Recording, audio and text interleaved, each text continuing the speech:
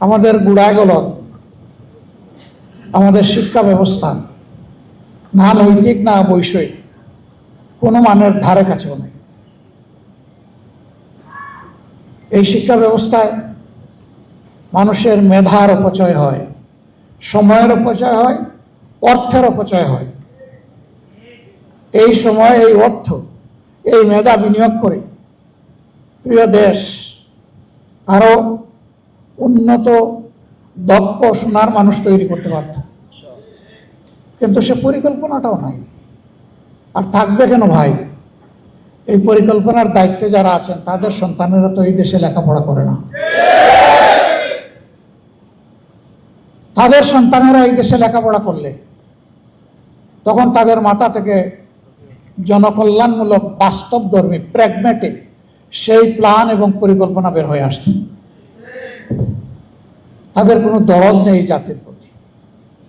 আমি অবাক, 1,20,000 টাকা যিনি চাকরি পান, প্রতি মাসে 3 লাখ টাকা তার সন্তানের জন্য লেখাপড়ার খরচ মেটানোর জন্য বিদেশে পাঠান।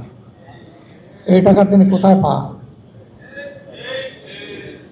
হ্যাঁ, আমাদের সমাজে ওই সমস্ত লোকের শ্বশুর বাড়ি বড় ধনী, বিয়ার সময় ধনী থাকে না, ওনার হাত ধরে শ্বশুর বাড়ির লোকেরা ধনী হয়ে যায়। কারণ জনগণের পকেট এবং কিসমত কেটে অসৎ লোকেরা যে টাকা উপার্জন করে ভয়ে নিজের অ্যাকাউন্টে রাখে না, কারণ এটা দেখাতে পারবে না তারা এর উৎস কি।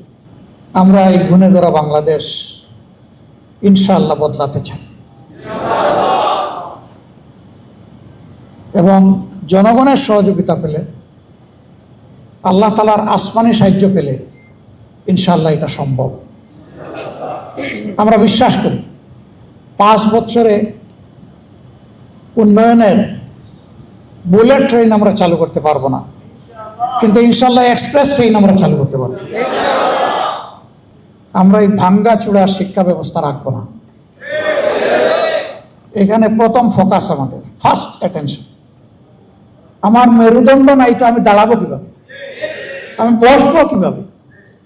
মেরুদণ্ড ছাড়া তো শুইতেই পারবো না, আমি তো একটা ফুটবল হয়ে যাব।